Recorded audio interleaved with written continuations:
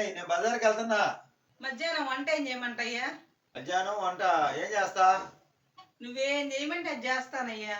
ఆదివారం స్పెషల్ సంగటి, రాగి సంగటి, ఆలుగడ్డ కర్రీ చేస్తావా? ఉర్లగడ్డ కర్రీ. అయ్యో, ఉల్లగడ్డలు అయిపోయినాయి, లేవు. ఉర్లగడ్డలు అయిపోయినాయా? నేను వచ్చేటప్పుడు చెప్పొచ్చు కదా. సరే, టమాటా పచ్చడి చేసి సంగటి చెయ్యి. పచ్చిమిరపకాయలు అయిపోయినాయి, చెప్పడం మర్చిపోయాను. సరే అయితే ఒక పని చెయ్యి. ఇప్పుడు ఏం చేస్తావంటే నువ్వు కోడిగుడ్లు వండి ఏంది కోడిగుడ్లు వండి ఆ, బిర్యానీ రైస్ చేస్తావా? అయ్యో, కోడిగుడ్లు కూడా లేవయ్యా. నేను శనివారం తెచ్చుకోకూడదని చెప్పలేదు. సరే, ఇంకేం చేస్తావు? పచ్చెనగపల్లి కూర చెయ్యి. పచ్చెనగపల్లి కూర చేయమన్నా బానే ఉంది. అవి ఎప్పుడు నానాలా, నేను ఎప్పుడు కూర చేయాలా? సరే, ఇప్పుడు ఏం చేస్తావు చెప్పు. నువ్వేం చేయమంటే అది చేస్తా. నీకు ఇష్టమైంది ఏది చెప్పు, ఏది చెప్పు చేస్తా. సరే, ఇప్పుడు ఏం చేస్తావు అయితే? నువ్వేం చెప్తే అది చేస్తా, నువ్వేం చేయమంటే అది చేస్తా. సంగటి చేయమన్నా, ఉర్లగడ్డ కర్రీ చేసి. ఉర్లగడ్డలు లేవు అన్నావు. సరే, మళ్ళా పచ్చిమిరపకాయలు వేసి టమాటా పచ్చడి సంగట్లో కన్నా పచ్చిమిరపకాయలు లేవు అన్నావు. సరే, కోడిగుడ్లు చేయమన్నా. నేను శనివారం కదా చెప్తే కోడిగుడ్లు తెచ్చుకోకూడదు అందుకని చెప్పలేదా అని అన్నావు. మళ్ళా పచ్చిమిరపకాయలు కూర చేయమన్నా. అప్పుడేమన్నావు? ఇప్పుడు బేడలు నానవు అంటున్నావు. ఆ తర్వాత వచ్చేసి ఏదో బిర్యానీ చేయమన్నా, దాంట్లో కొత్తిమీర ఏదో లేదంటున్నావు. నువ్వు ఏది చెప్తే అది చేస్తానన్నావు. ఇంతకు ఏం చేస్తావు?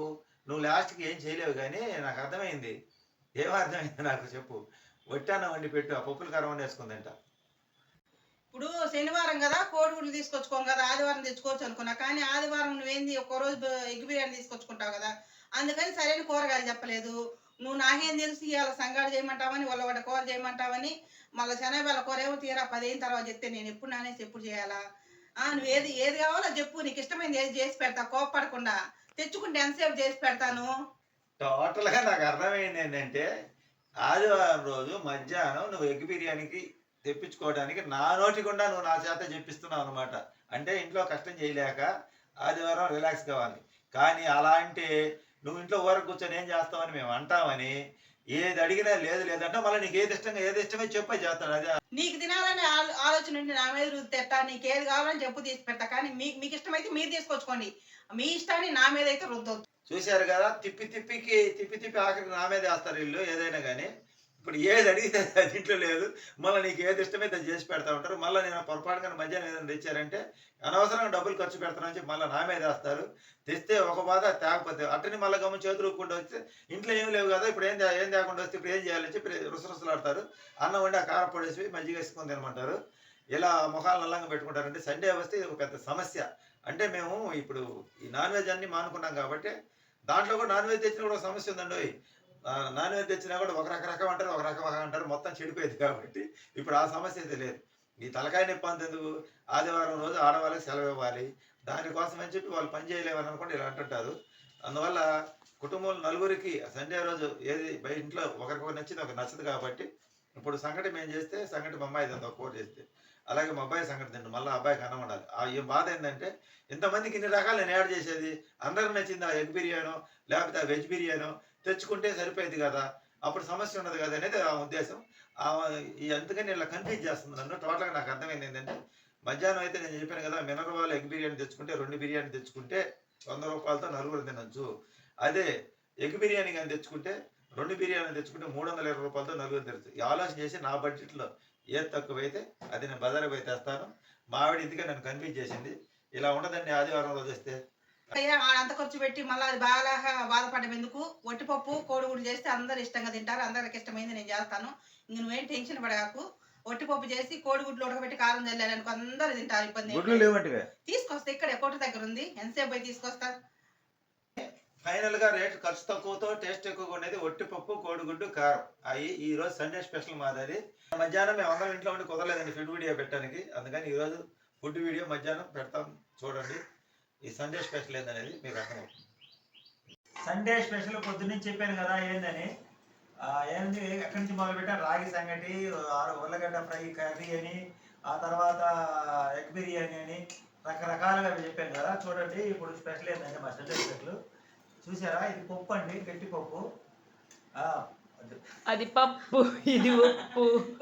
గట్టిగా చేసింది కాబట్టి నువ్వేగా అయ్యా గట్టిగా చేయమన్నావు.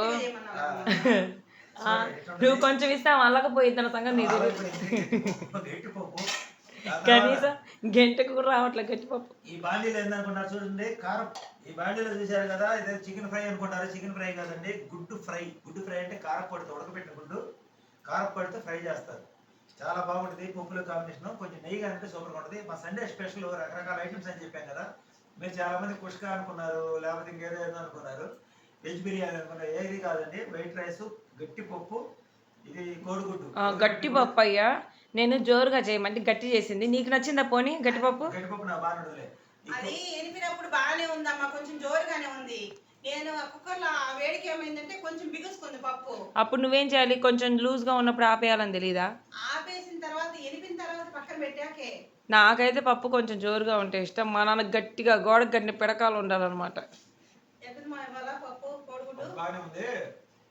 ఇది చిన్నతనంలో, మా చిన్నతనంలో ఎవరైనా చుట్టం వస్తే అప్పటికప్పుడు ఆ రోజుల్లో మనకి చికెన్లు మటన్లు రెస్టారెంట్ దొరకవు కదండి, తక్కువ ఉండే రోజులు అయ్యి.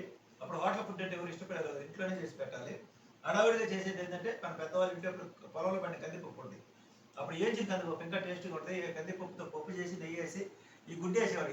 ఇదండి ఈ భోజనం పెట్టేవాళ్ళు. ఫాస్ట్ గా రెడీ అయిపోద్ది. ఇది ఫాస్ట్ గా రెడీ అయిపోయి సర్లే కానీ పప్పు కలుపుకొని ఒక కోడిగుడ్డు తిని చెప్పు. చాలా టేస్ట్గా ఉంటుంది అనమాట. నిజంగా మా ఇంట్లో అందరికీ కాంబినేషన్ ఇష్టం. అందుకే అంటే ఒక్కొక్కరికి ఒక్కో రకం చేయలేం కదా ఇవాళ. అందుకే అసలు ఎందుకు చికెన్లు మటన్ తెచ్చి వందలు కాజేసుకోవడం, డబ్బులు దండకు కదా నాన్న. వాటిలో ఎన్ని పోషక విలువలు ఉండి గుడ్లో మన పప్పులో ఉంటాయి, కందిపప్పులో ప్రోటీన్స్. ఎన్ని రోజులు తిని ఇప్పుడు అట్లా అంటారండి. ఇన్ని రోజులు తిన్నాం అంటే అందరి ద్రాక్ష పండు పొల్లన అన్నట్టు మనం తిననప్పుడు వాటిని విమర్శిస్తాం కదా. విమర్శించడం కాదు, మనం మానుకున్నాం చేస్తున్నాము. అదే నేను తినేటప్పుడేమో పొగుడతాము, తిననప్పుడు ఏమంటే విమర్శిస్తాము. తినేవాళ్ళు తినండి, కానీ మేమేందంటే మా అమ్మకు విపరీతంగా ఒళ్ళు వస్తుంది, ఆరోగ్యపరంగా ఇబ్బందులు వస్తాయి, చూద్దాం మానేసి అనేసి శాకాహారంలోకి వచ్చేద్దాము. పైగా కోపము ఆవేశం అన్నీ ఎక్కువ ఉంటున్నాయి కదా, క్రోధాన్ని తగ్గిస్తుందేమో అని చూస్తున్నాం. నువ్వు కూడా తిని ఇంకా.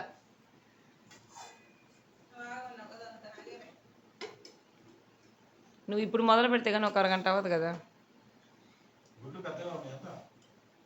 6 రూపాయలు కదా.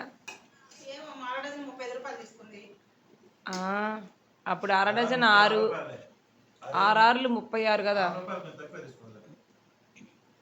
పోయినసారి 5 గుడ్లు తెస్తే 30. ఓకే, ఇది ఇవాళ వీడియో. సండే స్పెషల్ వచ్చేసి వైట్ రైస్, ఒట్టిపప్పు, దాన్ని ఒట్టిపప్పు అంటారు, గట్టిపప్పు అంటారు, సప్పుడిపప్పు అంటారు. అండ్ నెక్స్ట్ ఉడకబెట్టిన కోడిగుడ్డుని వెల్లుల్లి కారంతో వేయించాము. సో ఇది సండే స్పెషల్. యాక్చువల్గా మేము ఎప్పుడు సండే రైస్లు అవి తింటూ ఉంటాం కదా, కానీ ఉదయం కిచిడి తెచ్చుకొని తిన్నాము, అందుకని మధ్యాహ్నం ప్లెయిన్ రైస్. ఇది వీడియో ఇస్తే లైక్ చేయండి, షేర్ చేయండి. ఇలాంటి మరిన్ని వీడియోస్ కోసం మా ఛానల్ సబ్స్క్రైబ్ చేయండి. ఇది చూడండి, మా ఇద్దరు బాగా చెప్పండి.